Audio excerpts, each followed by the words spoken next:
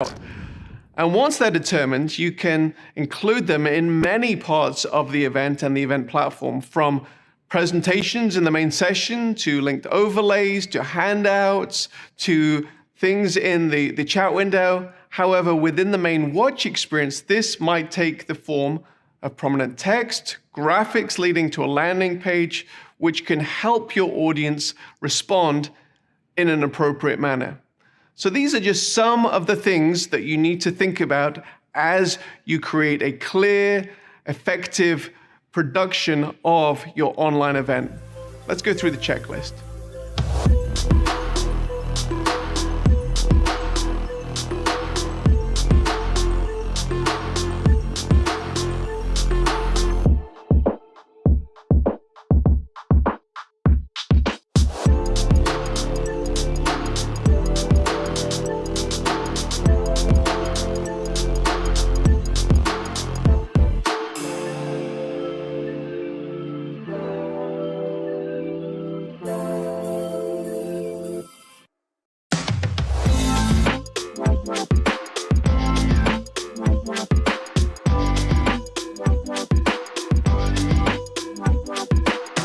There's a reason why the framers of the US Constitution included the right of the people to peaceably assemble in the First Amendment. The reason is that history changes when people gather and exchange ideas. Be it the early church who gathered 2,000 years ago to the recent gatherings of the Arab Spring. Countries change, companies change, and individuals change when people gather, often providing the high watermarks of our lives. Just think about it. My bet is that your life has been changed by an event where people gathered, you exchanged ideas, and your life changed as a result. Well, hi, I'm John O'Hall. I'm with Sardius Media, and I want to take you on a journey over these next few videos to help you ask the right questions about your proposed event and ultimately get you the right answers. As you consider your upcoming event, you may not be thinking of an outcome as earth-shattering as those historical events I just mentioned. After all, you may only be planning your quarterly leadership gathering of your organization, the annual get-together. However, if you really want to achieve the change you so dearly would love to see in your organization or movement, perhaps the event you are planning can create the momentum that you so desperately need. You just need to be intentional about it, and that is what these videos and this guide is all about. Now, of course, I'm representing Sardius Media, and in these videos, it's a given that we're going to be leaning pretty heavily in the direction of what makes a great online event. However, I'm hopeful that the journey we go on will be helpful no matter what type of event you're putting on. The questions we ask throughout these videos will hopefully lead you to clarity regarding what you want to achieve and how you can achieve it. We'll move from one video to the next, from big picture questions to the more technical online aspects of your event. We're rooting for your event success and hope that the following video and guide will help you navigate these waters.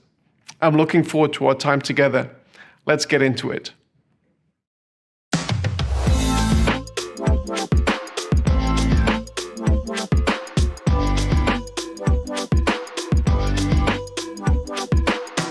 Often when you're starting to think about your event, you have something in your mind. Maybe it's a full room, a conference center, or a stadium buzzing with life and activity. And immediately, what typically happens is you go into planning mode to see how you can achieve that goal. But I want to encourage you to go back just a little bit further before we begin the planning phase and ask some more existential questions. So number one, I want to figure out your why. Whether you're having an in-person event or an online event, one of the first things you need to determine is what exactly the metrics of your success are in the event. These metrics are not primarily related to the number of people attending the event, although getting a big crowd may certainly be connected to your metrics. If you're hosting a product or a service launch, your ultimate goal will be related to the sales that are derived from this event. The amount of people who attend the event may therefore be a key indicator of success, but getting the wrong crowd that results in very few sales may lead you to adjust your strategy later on. In this regard, just getting the big crowd might make you feel good in the moment, but it would be more helpful for your team to talk about the real metric of sales and plan towards that particular goal.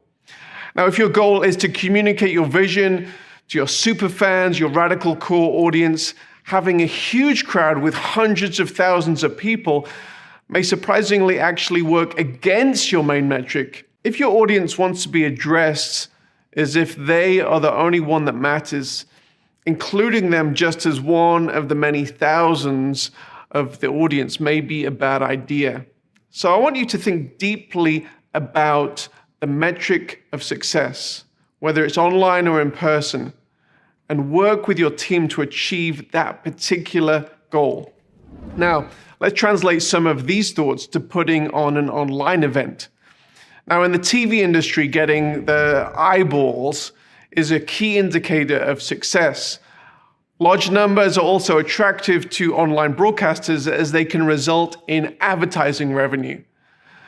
The strategy for engaging your audience online may be the same, simply gathering a big crowd.